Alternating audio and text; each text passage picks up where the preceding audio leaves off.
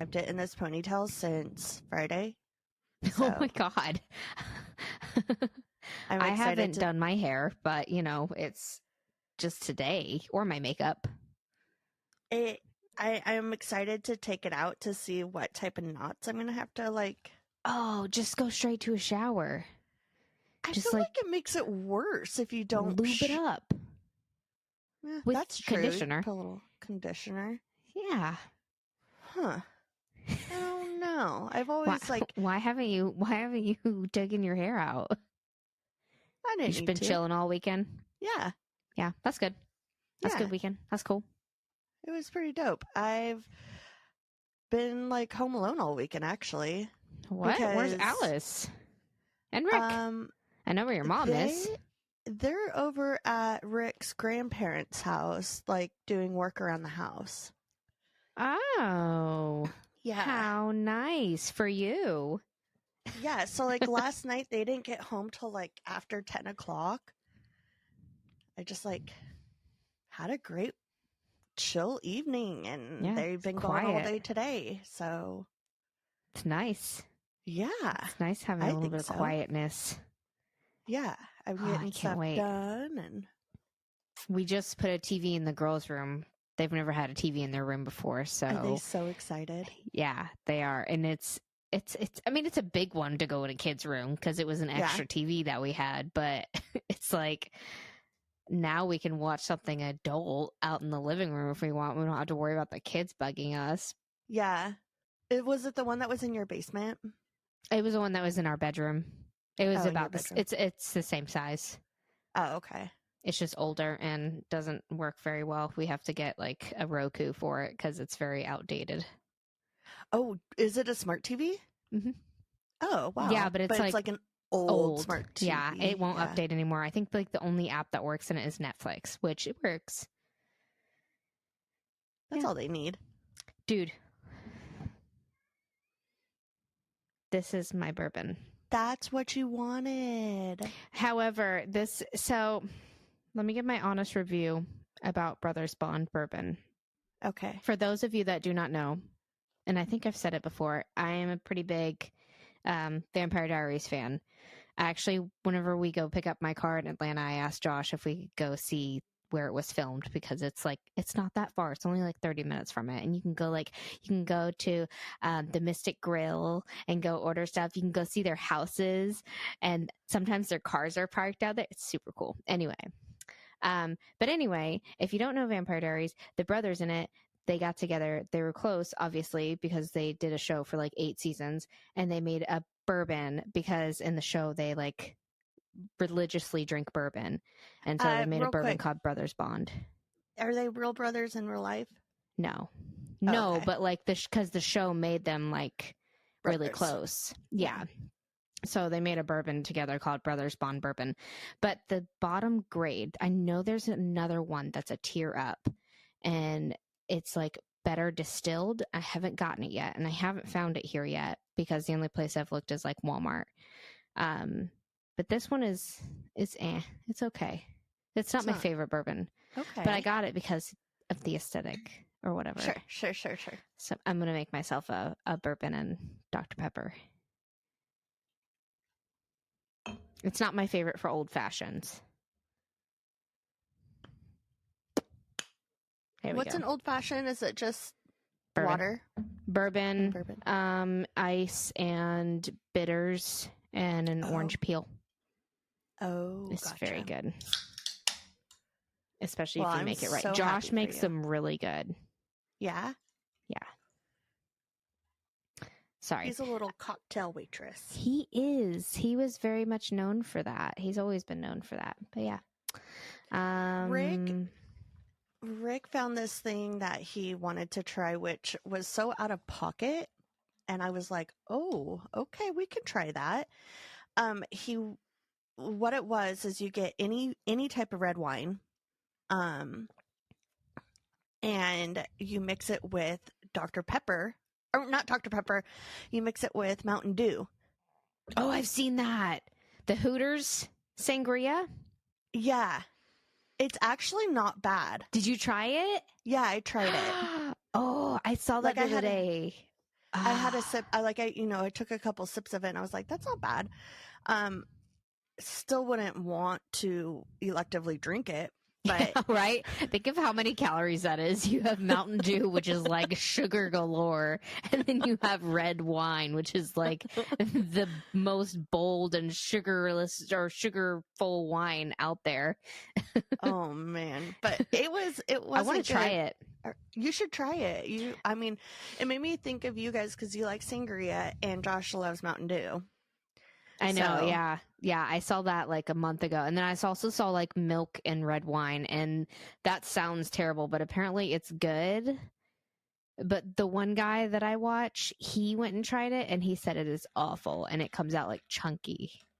Ew, yeah. Yeah. Yeah. That's disgusting. No thanks. Okay, so do you have... Okay, I have a question for you. Okay. What would be your death row meal? And I'm sorry if I've already asked this. I can't remember if I did or not. That's okay. I already know my answer. Blueberry pancakes. Okay. My grandma's blueberry pancakes with peanut butter on them. Oh. And maybe some eggs and some bacon. So breakfast. Yeah. But those blueberry pancakes. Love breakfast for dinner. But yeah, fresh blueberry pancakes. And maybe if I could have dessert, like a dessert with breakfast, because that's already super like desserty, I would have my great grandma's blueberry pie with vanilla ice cream. And a bourbon and Coke. Teddy, come here. Not a bourbon and Diet Dr. Pepper, because if I'm going to die, I might as well, go all the way. Yeah. Hold on a second. Oh, is it Teddy Roosevelt? Yeah. Theodore?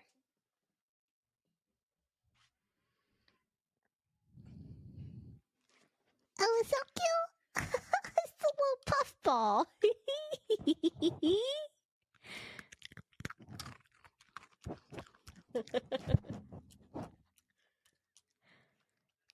There's a little ASMR for you.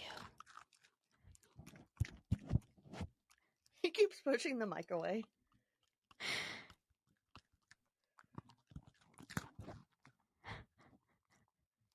Was that good? Oh, you're welcome. Oh, he gave you kisses. He's so cute and fluffy. Oh, he's so cute. Oh. So, can you say what your drink was again? A bourbon and Coke. A bourbon and Coke with like a top shelf bourbon, a Woodford Reserve bourbon. Okay. Sorry, Brother Spawn. What would be yours? Steak and potatoes with a side salad. Ribeye. A salad? I guess salads are good. Like, if you enjoy a salad, that's fair. But like, it would have to. Yeah, you're right.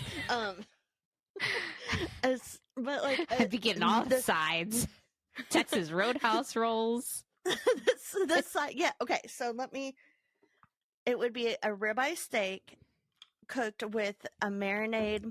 I'd have it cowboy style with the bourbon and brown sugar marinade. And it's so good. That sounds so good. And then it would be a potato with a side salad, the way I make my salads. Okay. And garlic bread. Okay. That's good. That sounds good. Yeah. Oh man, that sounds good. Oh man. So I can think of so many things, but that's always my answer, is that it just makes me feel at home. I don't know. Like, I love my grandma's pancakes. Yeah. Oh wow, that's weird. My computer just went to dark mode because it's apparently time for it to go dark mode. Oh. I've never actually watched it go to dark mode. It's really weird. All right. Do you have any announcements this week or anything you want to say? Not that I know of. Do you? Okay. I don't think so. Oh, sorry guys. This is not going to be a Hometown Horrors. So, next week. Yeah. Maybe. I don't know. Unless Amy has a part 2. All right. No, I do not. So, moving into a new home, we had to pick a new Wi-Fi, and I actually got to like pick the name and like the title of our Wi-Fi and our I've never got to do that before, and so we like thought really hard about what we were gonna pick. We ended up kind of picking something kind of dumb, but kind of clever. I don't know if I told you, but it's called That's Hot Spot. But if you read it, there's no spaces. So it's either That's Hot Spot or That Spot Hot or That's Pot Hot. I can't remember. It's just so many different. We just want to see what people will ask, which one pops up. No, it's that hot. That's Hot Spot. That's Hot Spot. That's so clever. I was like, ooh, clever Wi-Fi names. I'm going to look up neighborhood Wi-Fi names that are common for my neighborhood story. Oh, yeah. So this one is titled Wi-Fi Names to Freak Out Your Neighbors. And there's 20 of them. So hopefully I get through all of them. Okay. Number 1 is extremely slow Wi-Fi you don't want to use. Number 2, I heard the neighbor's Wi-Fi is better. Number 3, I'm under your bed. Number 4, I did your Wi-Fi last night. Number 5, our internet is faster than yours. Number 6, I'm not a witch. You're Wi-Fi. I'm your Wi-Fi. I'm not a witch. I'm your Wi-Fi. I don't understand that one. Number 7, my neighbors suck. Number 8, hey, get your own Wi-Fi. Number 9, credit card hacker. Number 10, click here for viruses. Number 11, thou shalt not covet thy neighbor's Wi-Fi. Number 12, go home, tourists. Number 13, not the Wi-Fi you're looking for. Number 14, gone fishing. Number 15, your curtains. I don't understand that one either. Number 16, bite me. Number 17, you won't get hacked here. Number 18, we've got the goods. Number 19, Bob's unsecure house of Wi-Fi. And number 20, NSFW, not safe for work. Oh, not safe for work. Those are funny. Yeah. I love those. I like the I did your Wi-Fi last night. Yeah, that one's so funny. Clever. Okay. Are you ready for my story? Yes, I'm excited for your story. Okay. So this one was like hard to find, but I was like, I want to do something like that's older than 20 years because I haven't done anything old in a while. Those are tough. Yeah. So I'm going to tell you about William Palmer. And I'm just going to come out right out the gate and tell you that he was convicted of one murder, but he was also expected, it was expected that, or suspected that he poisoned up to 15 people, including his wife and children. Oh, gosh. Yeah. Okay. So, William We're off to a Palmer, very positive outlook on this story. I said we're off to a positive outlook on this one. I'm sorry about it. So, William Palmer was born in Rugeley in the country of Staffordshire, which is like over in England? Yeah. On August 6th, 1864. Or, sorry, on August 6th, 1824.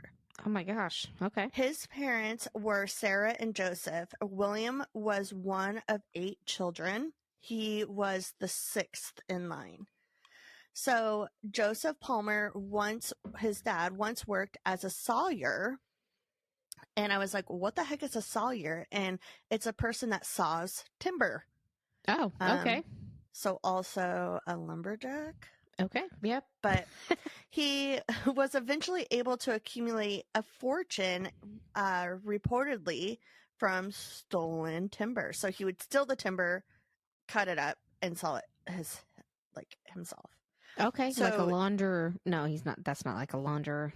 He was a thief. No, he stole the timber and then he would cut it up and sell it. Okay. It's pretty genius. Yeah, so like working at he McDonald's made a fortune that way. Making Big Macs and then going selling them on the side. I don't know. Okay, so Joseph, his dad, died in 1837 when William was around 12 years old. He left his family 75,000 pounds in 1837, which is $3,052,043. Oh my, like today? In today's money. Oh, wow. Oh my gosh. That's a lot of money. Yeah. Dang. So, because I converted it from pounds to money to dollars. Do you know what it was then to dollars? I don't remember. That's okay. And then I did the inflation. Dang. Thing. That's a lot. Yeah. So over $3 million in today's money. So 7,000 pounds were given to each of his sons and the rest went to his wife. At the age of 17, William started working as a chemist apprentice in Liverpool, but he was dismissed after just 3 months because he was accused of stealing money. He went on to study medicine in London, and in August of 1846, he qualified as a physician and returned to Staffordshire. He started training as a surgeon's apprentice with a doctor named Dr. Tauk. But his experience as a doctor gave him knowledge and access to books on different medicines and poisons. William didn't like working. He's like, nah, this ain't for me, bro. Nobody likes working, honey. Yeah. Okay. Yeah, right? He had a reputation of being a wild young man with plenty of money to spend, and his parents never really reined him in, like, hey, stop doing that. Also, it wouldn't be his parents, it would be just his mother, because his dad died. And she's busy raising other children. So yeah, she's got 8 kids. Yeah. Go learn how to do shit yourself. Yeah. So William worked as a physician in some capacity throughout his adult life. He didn't always practice medicine full time because he preferred the exciting pursuit of betting on the turf. Do you know what that means? Is it horse racing? Yes. Betting on horse racing. He frequented the local racetracks where he bet on racehorses. He quickly developed a gambling addiction, as one does. Speaking of gambling addictions. I know. I thought about it. What? Oh, sorry, go ahead. What? Oh, I thought you were going to ask about Vegas. No. I'm going to talk about Vegas for a second. Speaking of gambling addictions, those... you put the dollar, what is it, slots, and you just put the penny in and you're like, ding, ding, ding. And it's like such a thrill. I was like, I bet, what? No, go ahead. Keep on going. I bet there's an app, like a game where you can play this, but not bet real money. And there is.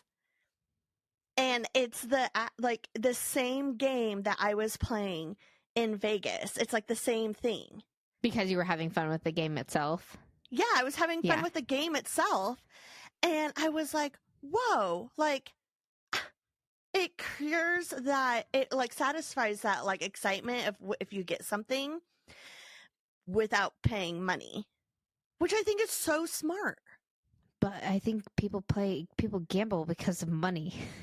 Not for the game. I just said for playing the game. Give a shit about the game. They just want the money. But I can't go gambling. It stresses me out.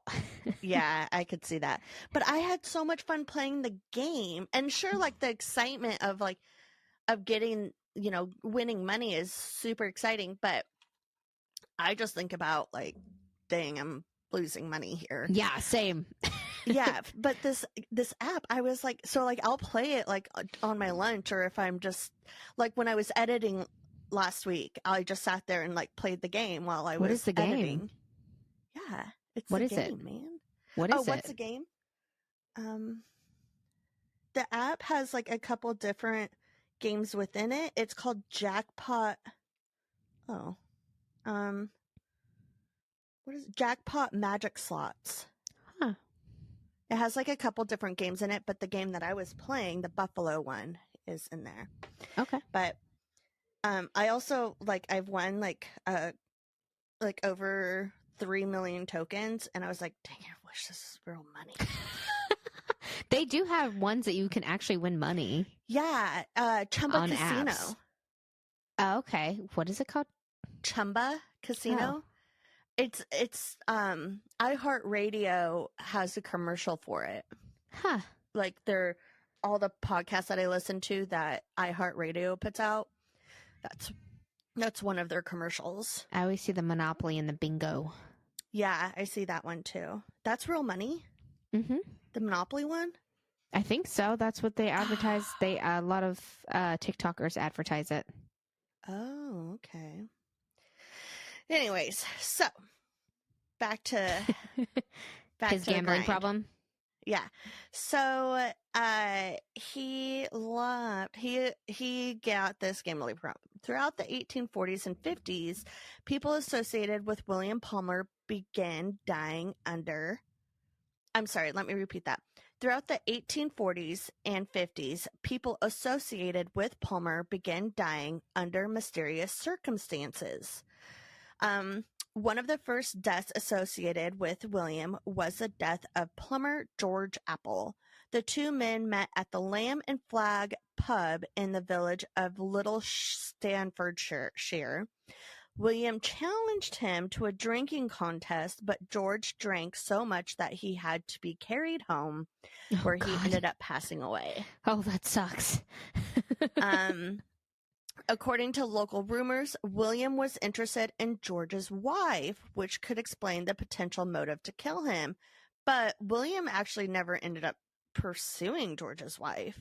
So he returned to his hometown to continue working as a doctor. In 1845, he met a young woman named Anne Thornton, who was in finishing school. Anne was a daughter of a retired Army officer, and her mother was a housemaker. They were never legally married. Her father died of suicide, and Anne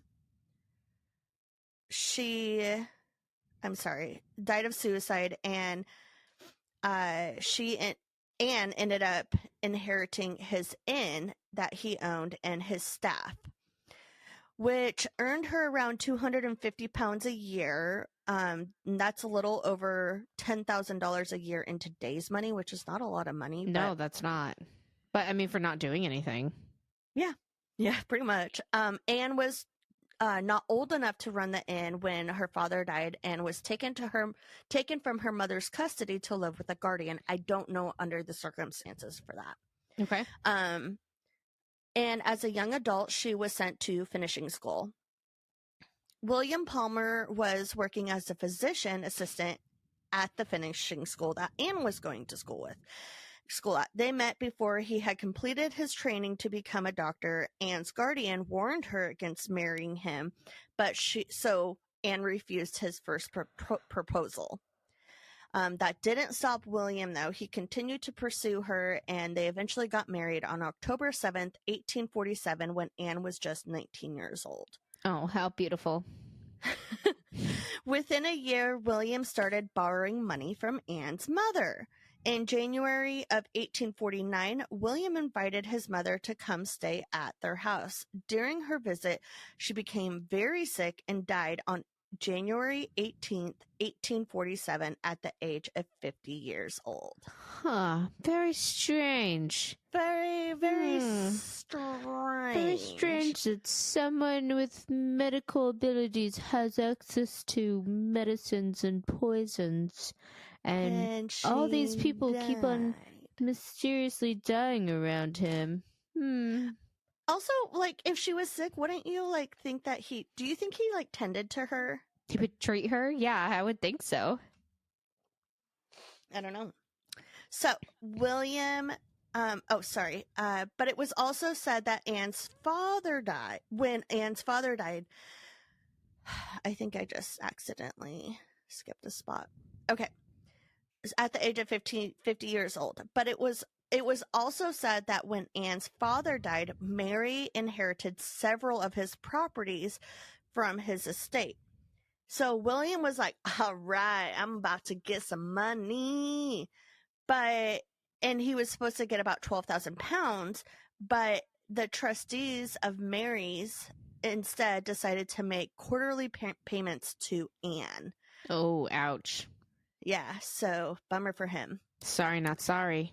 This also meant that he could not borrow from his mother-in-law anymore to fund his gambling problem, so he started borrowing money from a man named Leonard Blake. They met at the racetrack. Leonard lent William a large chunk of money and was staying at William and Anne's house, which I don't know why he was staying there. Because they had an inn, but it sounds like he had money, so. Yeah.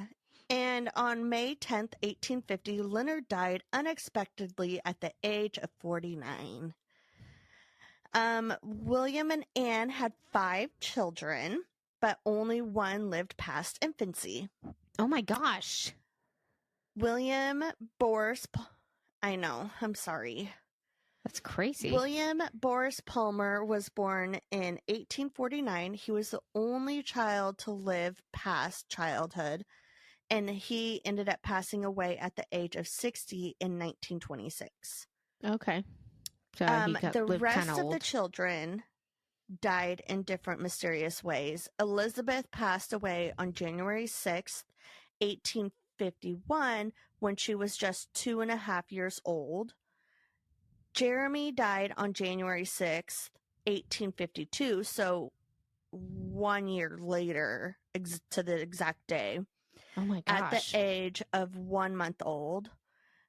That year, William's uncle Joseph Bentley died on October 7th, 1952, when he was 62 years old. His death was not suspicious at the time, but it was later re-examined in light of the charges against William. Frank, another one of William's babies, died on December 19th, 1852, just 7 hours after he was born. Oh my gosh. And finally, John died on January 27th, 1854, 4 days after he was born. So, oh my goodness. I don't know if it was because of the times, but... That's a lot of babies. That's a lot of babies to die. And then the ones to die at 2? Maybe they had illnesses. Dang. I'm not sure. Yeah. And for someone, they're born with a dad for a doctor. Yes. It's a little sus. It was said that in 1854, William was thousands of dollars in debt, so he started forging his mother's signatures to get secure loans. That year, he took a life insurance policy out on Anne for £13,000 and paid just one premium. And shockingly, on September 29th, Anne became sick and died at the age of 27. What? Was not expecting that. Blew my mind. Bananas. Now, it was thought that Anne died from cholera because in Britain there was the cholera pandemic happening. That was totally going to be my guess. Yeah. But William used... So that's kind of they assumed that's what it was. William used the £13,000 to pay off some of his debt. Around the time of his wife's death, he started an affair with his housemaid, Eliza Thornton, and on June 27th, 1855, she gave birth to their son, Alfred. And that year, he still owed £20,000 at a 60% interest rate, dude. Oh my God. Holy crap. £20,000 with a 60% interest rate. Dude, in a day, you would be... Oh my gosh. I know. And mind you, his mother's forging... He's forging his mother's name on all these loans. So it's her credit. It's her name behind all of it. Earlier How many, year... Wait, hold on. How many pounds? 20,000 pounds. Oh, shit. We don't know what 20,000 is. I'm curious.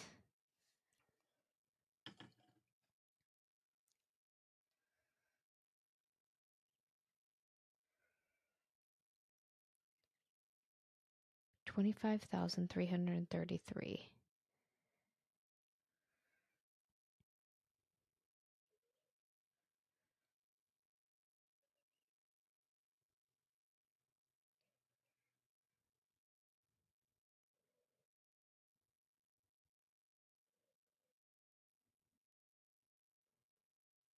Okay, I'm asking my husband because I don't know how to do any of that. I'm curious at how much. Me to do it? Oh yeah, do that. It's 25,000. It's 25,333, but 25,000.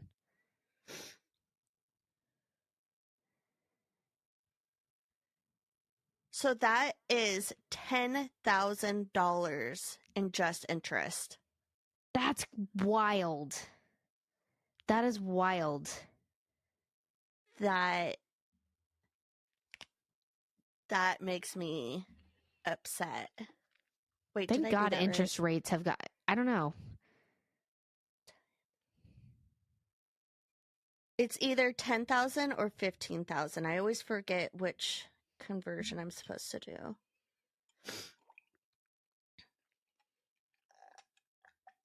I'm thinking it's the 15,000.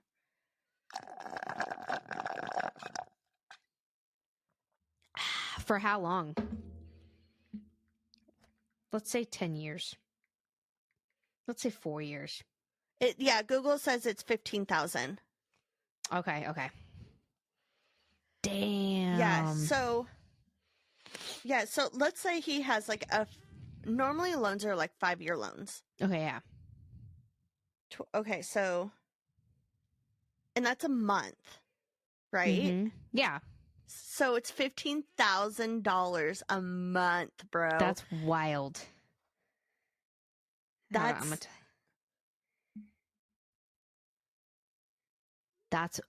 insane. That is dude, what are you doing? Clearly your mom's credit sucks. So in just 1 year, for just the interest, it's $180,000. No! Oh my God. That's crazy. Oh my gosh. That is, sorry, I just wanted to know because like that is a crazy interest rate. That's an insane. That's just for the interest. That's wild. On top of the $20,000. The $20,000 is like mute at that point. That's wild.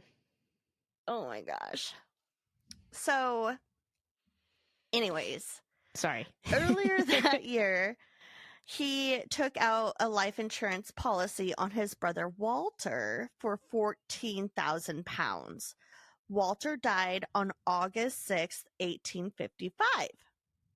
Shockingly. Wow. And the insurance company was like, that's weird. You took an insurance policy and then he just magically dies. Nah, this is sus. We aren't paying. And so William was super upset about that because he literally just killed his brother for nothing. And like, wouldn't an insurance like company be like questioning like, why are you taking one out on your brother? Yeah, like that's something that you do. Sorry, that's something like you do with like a spouse or something, right? Or like a child, parent, or a or a child, not a sibling. Like Alice has life insurance, but it's $5,000, and it's basically just to cover the funeral cost. Oh, I don't even think we have that on our kids. It comes with the military. Oh, it does? Okay. I was like, oh God. But is that now something I'm we cry. should have? It makes me feel icky knowing that I know it. Yeah. Yeah. So, William had several bills due and more coming up in early of 1856, so he started looking for different ways to pay off his debt. His brother's death just seemed convenient. Sources also reported that a former lover was blackmailing him around this time. Oh. And it doesn't say what it was about. It was just like kind of like a rumor. So he was searching for a new source of funds and began targeting, just freaking be a doctor, dude. Like, yeah, doctors right? Get paid so much. You're in a job that's like super needed and you'll get paid. Very well. So handsomely. He was searching for a new source of funds and began targeting a friend, John Parsons Cook. John was a gambler as well and loved the game so much that he actually made a career out of it after inheriting £12,000 in property. So he bought a bunch of racehorses. William and John had known each other for a while. Back in 1853, Palmer William had a bill due for £500. So he only had access.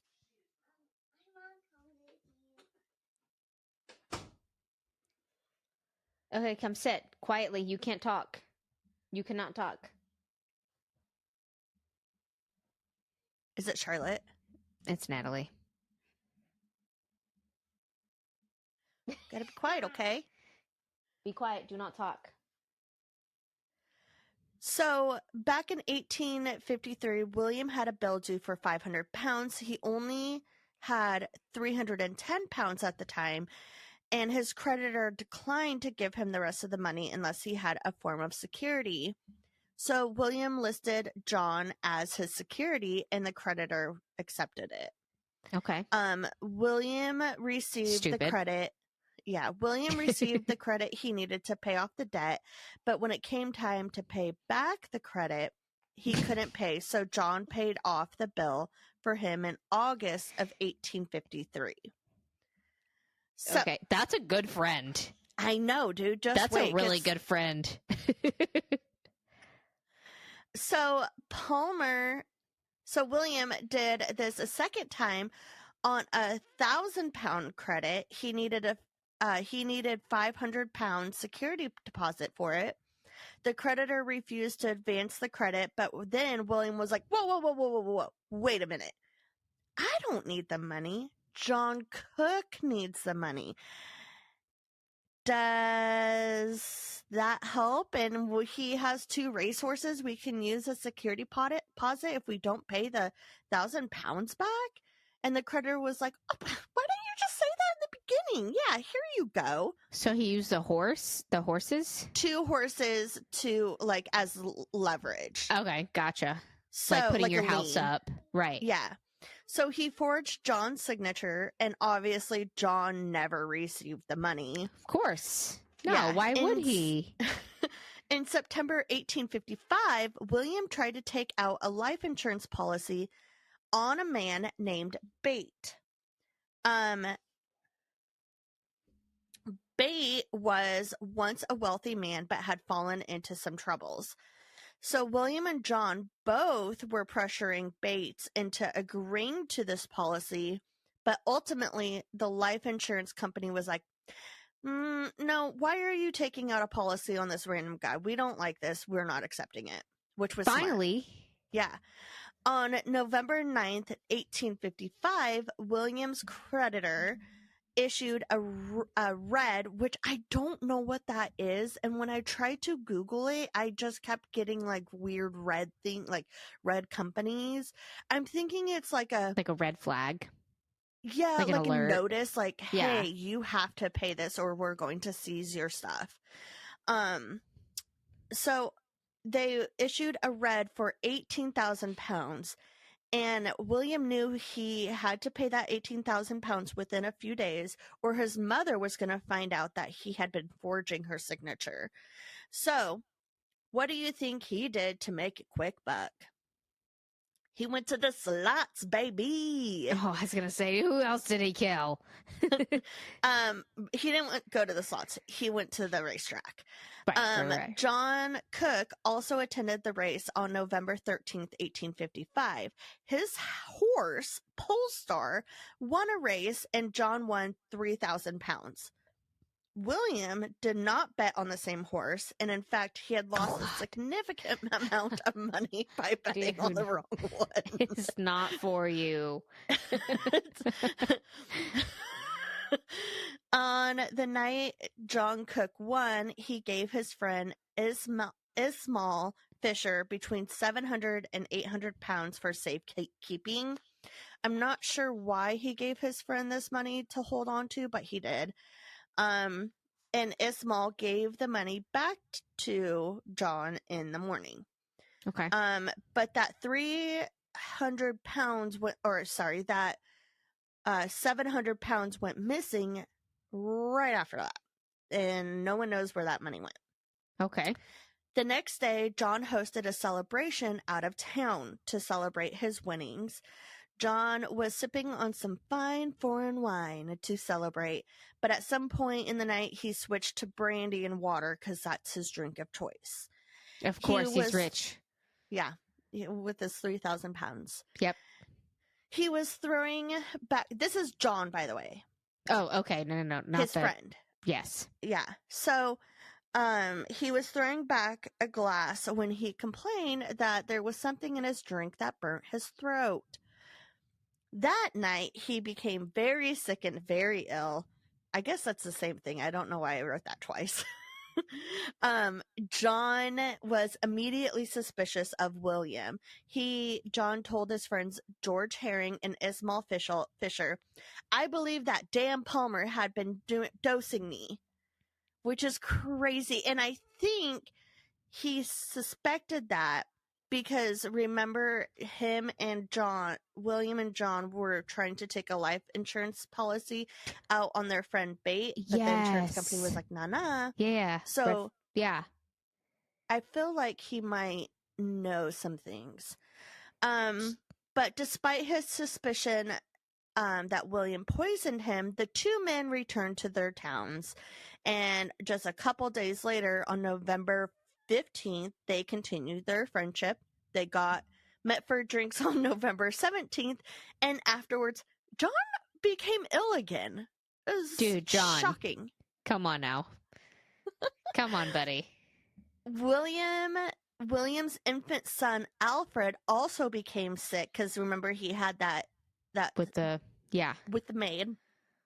Thornton. William's son Alfred became very sick and passed away the same day that John got sick. William was suspected of his murder but was never prosecuted.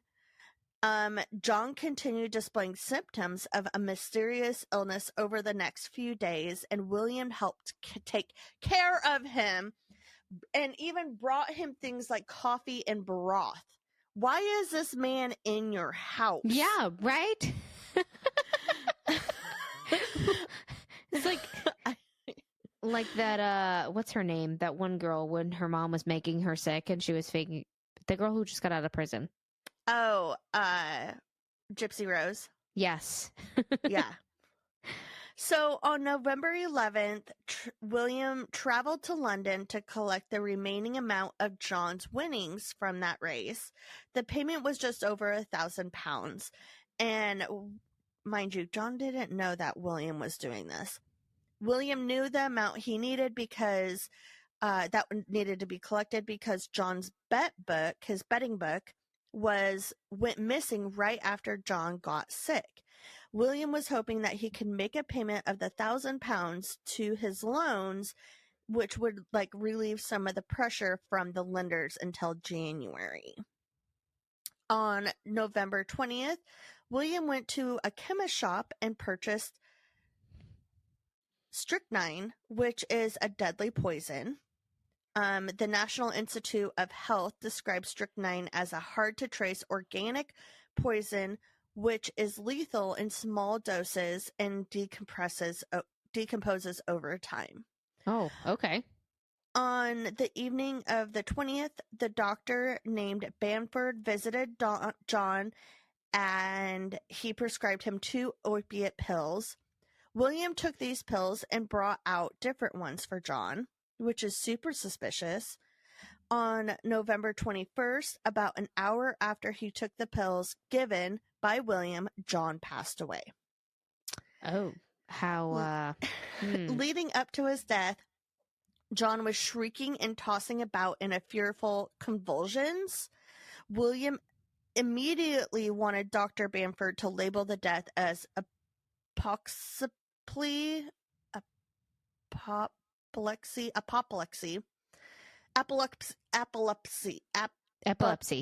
Thank you. But the doctor felt like further investigation was needed. On November 23rd, John's stepfather arrived to represent the family. He didn't trust William. He noticed that John's betting book and papers were missing, and a maid also informed him William gave John pills just before he died. She also mentioned that William brought over some broth, and when she stuck her finger in to taste it, she became sick as well. So she just did a little dab and got sick to her stomach. Oh. So good for her.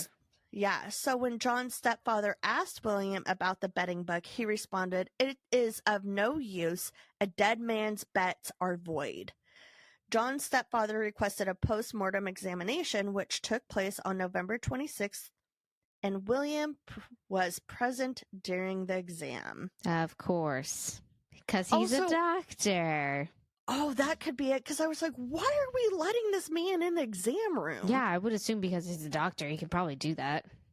Yeah, so the exam was conducted by medical student Charles Devonshire and his assistant, Charles Newton, who was allegedly drunk during the procedure. Yeah, if they're students, they probably had to have someone shadow them, or they were they're probably that practicing. Makes sense. Yeah. They were drunk.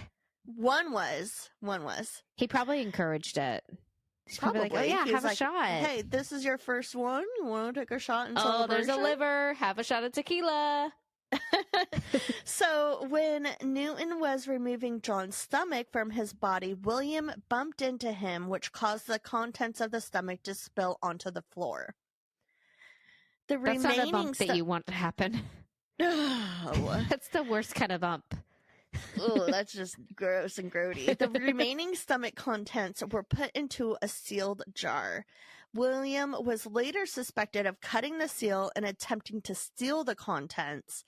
After the exam was complete, William sent a letter to the examiner asking him to have the report reflect that John died of natural causes, and he put a 10-pound note in the envelope. So, where do you get 10 pounds from? Huh? Where do you get 10 pounds from? Oh, because he's broke? Yeah. Well, he stole the money from John, so... Oh, yeah, that's true. So he's got a little bit of money. He could put 10 pounds in there. He's like, hey, man, here's a Lincoln. This guy stresses me out. He is what is wrong with so many people. All you're doing is digging your hole deeper. Yeah, so... He also tried to get the local postmaster, Cheshire, to intercept the chemical report before it was sent to the coroner. And he did, but Cheshire later went to prison for mail tampering. Good. The next major development in the case occurred when a chemist's assistant admitted to selling strychnine poison to William. A police investigator searched William's house and found a medical book about poisons. The coroner inquest opened on November 29th, but no poison was found in John's body. But the coroner believed he was murdered based on all the other evidence. So I'm thinking that the poison fell out when he hit his stomach, bumped into that guy. Right. On December 15th, the jury determined that the deceased died of poison willfully administered to him by William. He was quickly arrested and charged with murder. The remains of Anne and Walter Palmer were exhumed, but there was no evidence to charge him with their deaths. William, that was Anne and his brother. William Palmer's trial started on May 14th, 1856. He pleaded not guilty to the murder charge, and the Attorney General spent 4 hours outlining the prosecution case. William Palmer was found guilty of murder on May 27th, 1856. After an hour of deliberation, he was sentenced to death. That same day, he was sentenced to death that same day, and he was executed on June 14th. This man was executed within 3 weeks of being found guilty and sentenced to death. Oh Some my gosh. Some family members, those who were left, visited him in prison multiple times during those 3 weeks, and they all asked him to just be honest and confess, but he continued to claim his innocence. The chaplain was one of the last people who spoke to William. He asked William one last time to admit that his sentence was just. William replied, "It is not a just sentence." And the chaplain replied, "Then your blood will be upon your head." Then William was led to the gallows. It was reported that he looked down at the trapdoor and asked the executor, "Is this safe?" No, it's not. You're gonna die. And over 30,000 people witnessed the execution. Some of them waited all night in the right to secure their spot. And even a crafter sold sections of William's noose as a souvenir. Dang. Nobody liked him. Nobody liked him. Damn. And that is William Palmer. Damn, that was good. He killed all those people, and he didn't admit to one of them. Not one! You're gonna die anyway. Just tell the truth. Just tell the truth. You're gonna die anyway. Just drink the regular Coke over Diet Coke. Who cares? Exactly. Just do it. That was a good one. It was fun, for sure. Let's see. What do you got for me? I want to hear a story. All right. So I too have an old story. Ooh. A little bit older than yours, but it's an old story. So first I would like to say, so I'm going to do a story on the Edinburgh Castle in Scotland. So this is supposedly both overseas this week. This is supposedly Scotland's like most haunted place. Okay. And before I dive into the story, I want to let you know that I just learned while almost finishing the story, because like I know that my sister-in-law has been to like Scotland and Ireland and stuff like that, and I texted her and I was like, have you ever been to Edinburgh Castle? And she's like, yeah. I was like, oh, no way, no shit. And she loves Harry Potter. And she told me that this is actually the birthplace, which I knew was somewhere over there, but I didn't realize it's in Edinburgh. Apparently, this is the birthplace of Harry Potter and the inspiration for like a lot of the scenes in the movie and the book and stuff that J.K. Rowling got. She also told me. Cool. She's so cool. She also told me that during her adventures there, she happily shared an entire pizza with a homeless guy at 3 a.m. in the morning after like a drunken pub crawl. She's like, she talked with him for like an hour, and apparently the people there and just the place there is like really nice. So I guess Edinburgh is really cool to go to. she's like, I was so happy to share my pizza. She was like, I was drunk. I was like, that's awesome. That's beautiful. I was like, I'm going to tell that in my story. So there you go. All right. So, because it is such an old story, we're going back to like the 10th, 11th century. Like it is stupid old. My stories and my history are kind of like everywhere. So just bear with me. Okay. Just warning ahead of time. So, sitting on Castle Rock an extinct volcano in Edinburgh. I thought that was pretty cool. In Edinburgh, Scotland, resides the Edinburgh Castle. Built sometime in the 11th century on the land itself, there hasn't been a determination on when exactly civilization was settling here, but according to, I guess, a map found from the 2nd century, it shows that there was a territory named there called Alana, or otherwise known as Rock Place. So, like, people were there around then, the 2nd century, but not the actual castle. The castle has gone through its fair share of trauma. It's been like attacked. I don't believe at the website that I saw said 23 times, but I feel like it's probably been attacked more than 23 times for how long it's been around. Yeah. It holds the country's crown jewels. It served as a prison and barracks, and protected royal families during times of unrest. It is known as the most besieged place in Britain. In 1639, the castle was captured in just 30 minutes, taken by Covenanter forces, led by General Alexander Leslie. So it's always like under attack and trying to be taken. Fun fact, the Edinburgh Castle held the first ever fireworks display in Scotland in 1507 during a jousting tournament hosted by James the Sixth. Fourth. Sorry, not the sixth, fourth. Okay.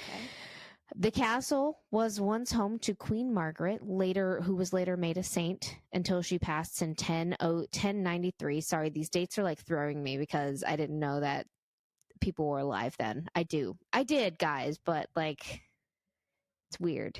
Anyway, 1093. We're like 1,000 years. No, we're not 1,000 years. That's not 1,000. That's really embarrassing, Brie. Wait, yes it is. Yes it is. We're like 1,000 years ahead of them. Okay, less than 1,000 years, because 1,000 years ago would have been 1024. So yeah, so like, give or take a couple hundred, whatever, like 900. I don't know. Time doesn't exist in my mind. We don't know math. Anyway, so the chapel here was built in honor of. So back to Queen Margaret. The chapel here was built in honor by her son, King David the First, and I guess it was built in honor of her. This is Edinburgh's oldest building and called St. Margaret's Chapel and is still used today. So it was named after her. The Great Hall, which hosted many grand banquets and state events, was completed in 1511 by King James IV. Above the palace are the initials MAH for Mary, Queen of Scots, and her second husband, Henry Stuart, Lord Darnley. Mary gave birth to James IV in the royal palace, which in 1566, who became King of Scotland in just 13 months. Like, he was 13 months old and he was already king. Whoa. Then, hang on a second.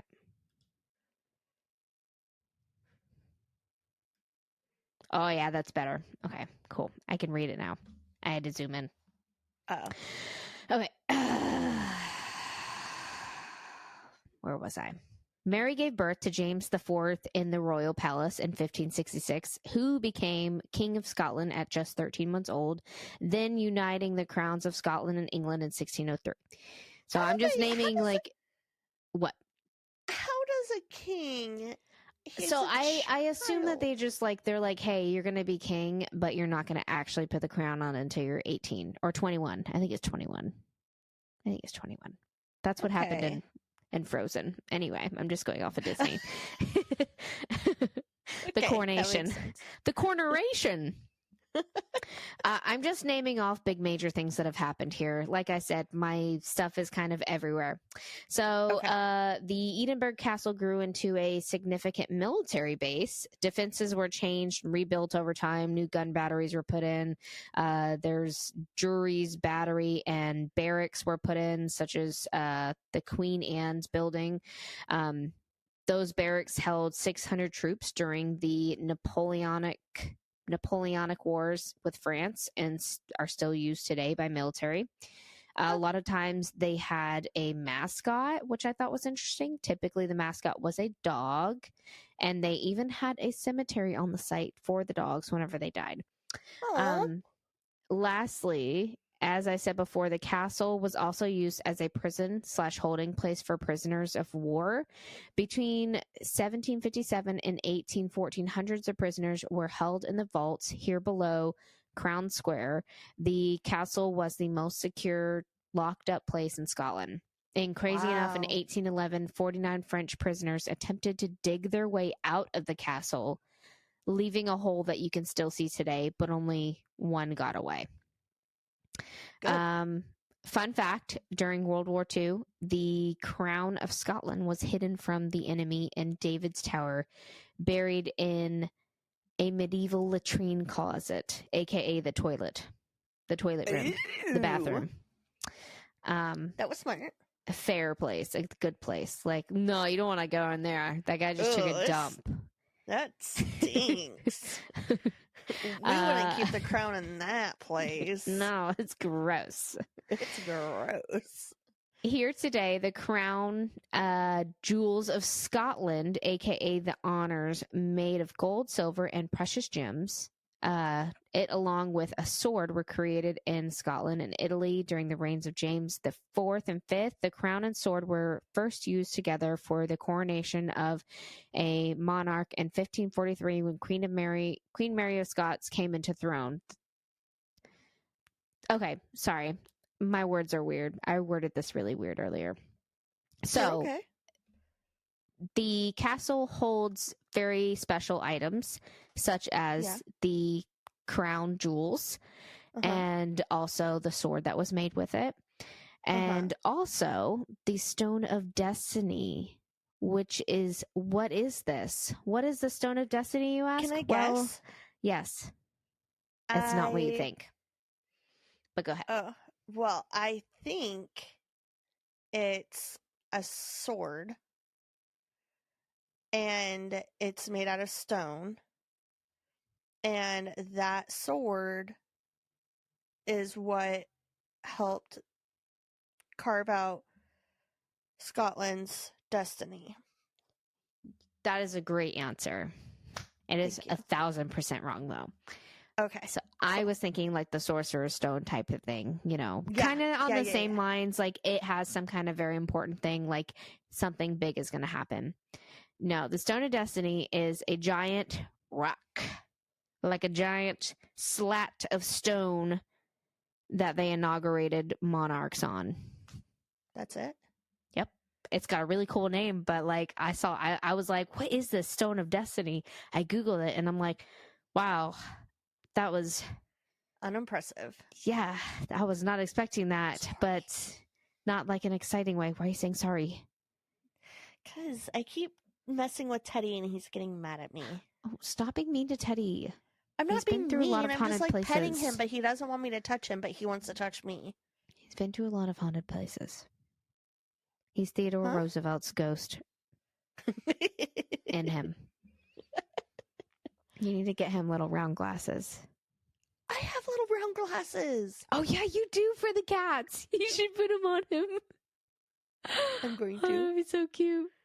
Anyway, the Stone of Destiny is there on display. However, it will only be there until March 10th, which is actually next Sunday, March 10th of 2024. I guess they're moving it. I don't know. But I was like, hey, that's like next week. So, yeah, well, next week for when this comes out. Anyway. That's crazy. So that's a bit of knowledge on the place. And if I, told some things wrong, then you know what? I don't care because I've got bourbon. So let's talk about some paranormal. A lot of deaths probably happened there. Yeah, a lot of history, a lot of stuff thrown into it. I could not even cover a quarter of it, probably. There's a lot of shit. So there's a ton of legends here. The castle does offer you with, they just give you all these. When you go to the castle, it is pretty typical to have a ghost sighting.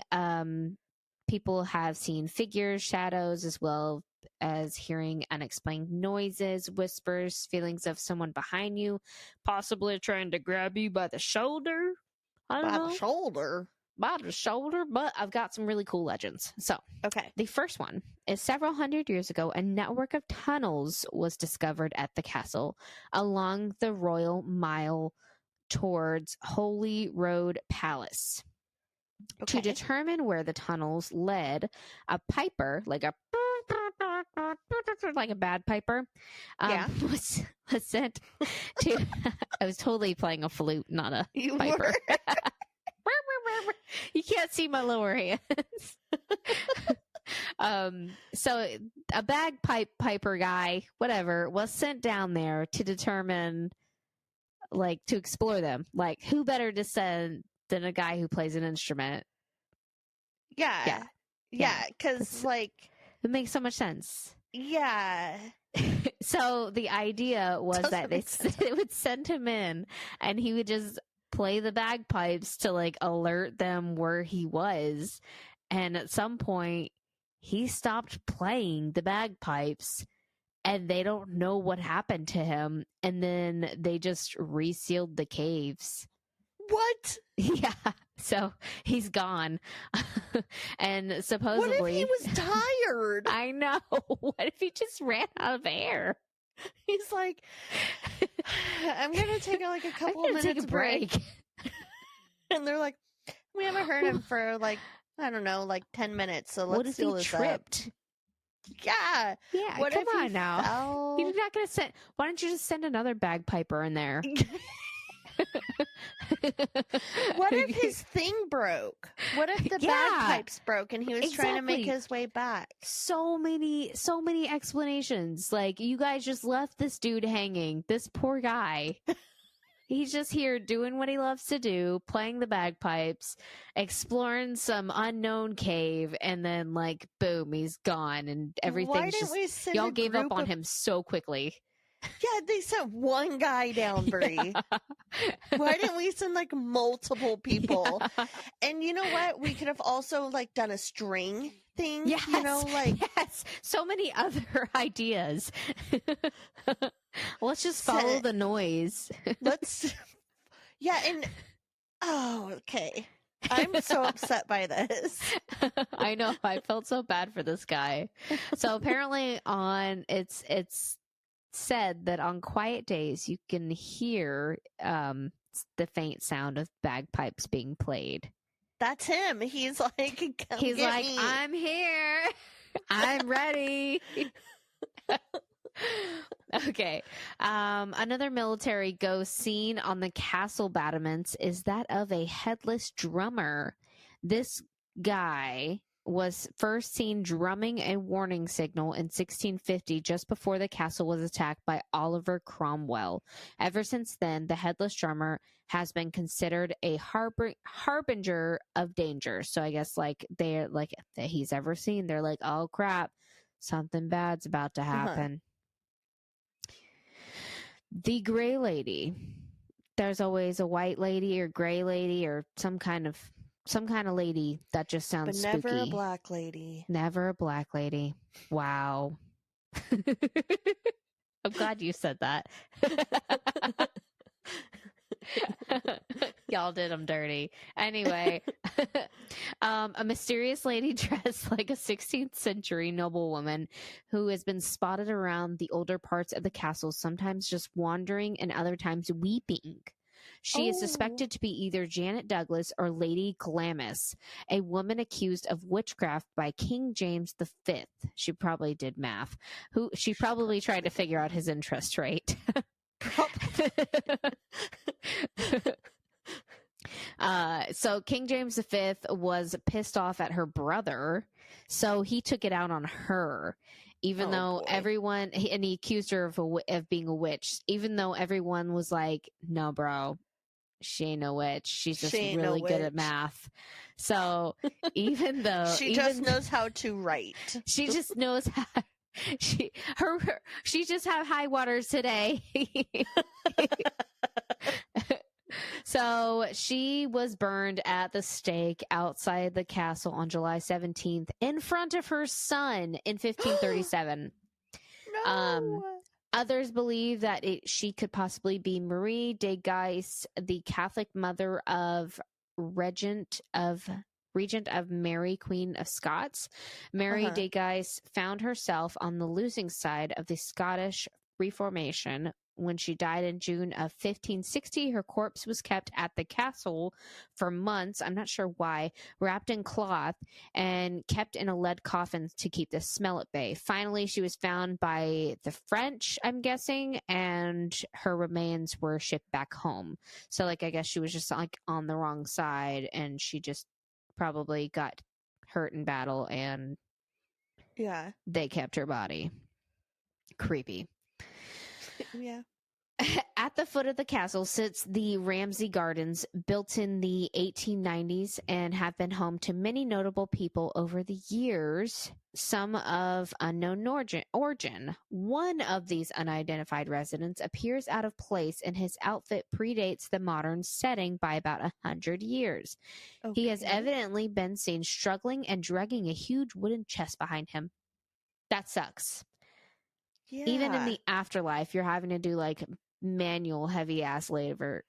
Like, come on, man. Just do you go think take it's a break. any lighter? The chest? No. Yeah. Maybe. I don't know. It's air, so I don't know. It's whatever you think, man. It's whatever you think, man. You dream it. Believe it. Yeah. Okay. So there have also been reports of a ghostly man who smells distinctly of manure. Oh, this one's my favorite. And tries to push visitors over the castle's battlements. Like, not only do you smell like shit, but you're acting like shit. You're trying to push people over the battlements. So according to the story, he was one of the most poor souls imprisoned in the castle's dark, damp, rat-infested dungeons. This one's really bad. Desperate to escape, he crawled into a wheelbarrow full of muck, hoping to be taken out of the castle and emptied onto a nice soft dung heap. But the wheelbarrow was taken out and tipped over the battlements instead, and the poor man broke his neck on the jagged slopes of the castle's rock. So he was just basically thrown over a cliff. Oh my gosh. Oh, he tried so hard. The poor guy. He tried so hard. What's a battlements? I'm guessing the edge of the castle, I would assume. Like, okay. Or like a barrier. Okay. So a prisoner in 1681. We're not in the 1800s. What am I kidding? It's like super modern. What are you kidding? A prisoner in 1681, Archibald Campbell the Ninth, or Earl of Argyll, was imprisoned in the castle for the crime of refusing to subscribe to the Test Act. He sneakily had his daughter, Lady Sophia Lindsay, bring a servant with bandages all over his face and head and switch places with him. Oh my gosh. Very sneaky. They left, they escaped, but after 4 years, he was found, recaptured, and sentenced to be beheaded. Earl's ghost is said to be seen regularly within the tower, pacing back and forth in the room that he spent his last night in. Oh. Man, you should have just, gone with the law, agreed with it. Yeah, what? We don't all like the laws. We just don't gotta do always what you like gotta the do. laws. You just gotta do what you gotta do. In 2003, yes, this is 2003, Whoa. some construction workers doing work at the castle were allegedly harassed in the castle's dungeons by unseen forces. Okay. That's what I got on that one. So to end the paranormal, also there have been sightings of black hounds on the site around where the dog cemetery is. Often visitors believe that they are real live dogs. They like wag their tails and, you know, act like normal dogs and whatnot. They're just like normal little puppies. I know. When I saw Teddy, I was like, oh, he fits for my story. He's a little black little hound. So as of today, the Edinburgh Castle is open for daily historic tours as well as paranormal. The tours cover a lot of ground at the castle. It's pretty big, including the battlegrounds outside, the Great Hall, the chapel, the room with all the artifacts and more. If you do decide to go check it out, I have read in many places online to book ahead of time because it fills up quick. Yeah, that was the Castle of Edinburgh. That one was in fun. Scotland. Yeah, I thought so too. I love legends. Me too. They're fun. I love it. I also love the movie I Am Legend. Sorry. Anyway. That is a good movie. I haven't watched that movie. I don't really care for Will Smith anymore, so I kind of don't want to watch it. Yeah, I know. He just leaves a different taste in your mouth. Yeah. Okay, so this neighborhood story is from Reddit, and it says, my dad tells me a story of when he was stationed on the East Coast before I was born. An idiot jerk he knew let his valuable show-quality German Shepherds act however they pleased, including chasing neighborhood cats. They never were on a leash, of course. I don't know if in this case the cat owner was dad or a friend of his. He told it both ways, but one of those cats was a full-grown but still small Manx cat. One day, the cat had enough and jumped on the shepherd's back, hung on with its front paws, and beat the absolute crap out of the dog with its hind legs with claws. Because those dogs freaking were attacking the cats all the time. This, of course, destroyed the show quality part of the dog. Sorry. The dog owner took the cat owner to small claims court. The judge was not sympathetic, pointing out the troubles the dog has already caused and that the area had leash laws. Never mind the dog starting the facade. The dog owner had to pay the cat owner's court fees. There was also a bit of disbelief that a cat that small had beaten up a dog that size. Both animals were in the courtroom. The dog because the owner was showing off the damage done, and shocker, the dog was on a leash. And the cat for reasons Dad didn't say, safely secured in a cat carrier. Man, leash up your dogs. That would be Tony. Like, oh yeah, right? He would kick someone's ass. Oh my gosh. Yeah, like, I mean, we didn't have a fence in Alaska or anything like that, but like our dogs were like, I know Dakota would occasionally wander, but it wasn't for that long, and I would call her in. But like here, there's 2 dogs in this neighborhood, and yeah, I'm calling you out. One of them is a wiener dog, and one of them is a pit bull mix. And they just go about, they must be from the same home, but they always wander about and go in everybody's yard, do whatever they want. They make my doorbell camera go off all the time, and it's really annoying. They're nice. It's just like, go. Because I don't have a fence here either, and I don't want my dogs chasing after you. Yes, exactly. And it's different if your dogs they recall.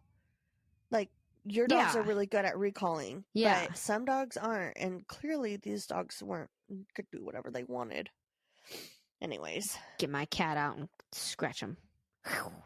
I'll send Tony over. Come on, Tony. What an Italian fight name, too. Hey, yo, Tony from the Bronx is coming. Hey, yo, give Tony a call. He'll take care of him. Sorry. Tony, yo, my name is Tony Anthony Stark. Tony Anthony Stark. That's his full name. I love it. Love his full name. Anyway, okay. We're gonna get. Yeah, we're gonna get. So, get on, have you checked in on the neighbors? What's with the neighbors? Bree and Amy out. Out. Psh. One day we'll get. Say hi to your cats for us. On track. Meow. Don't get dead. Hold on. Okay.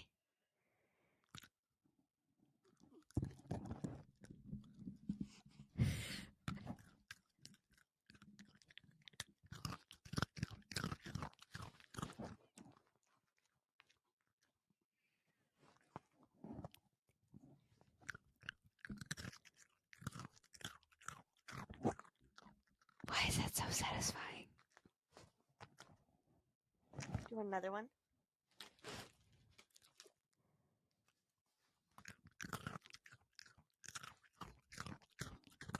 You're such a loud eater. He's like, why are you putting this microphone in front of my face? I'm trying to eat. It's like Natalie yesterday when she was chewing gum. She had, I said, Natalie, is that gum good? She said, yeah.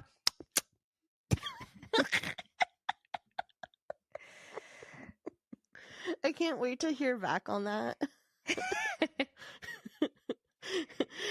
I miss you, buddy. I gotta go take a shower and do my laundry. I gotta go unpack more. Have fun in your shower. Okay. Go wash your hair. Condition You're frozen. it. Oh, okay. I'm gonna let you go. Okay. Goodbye. Thank you.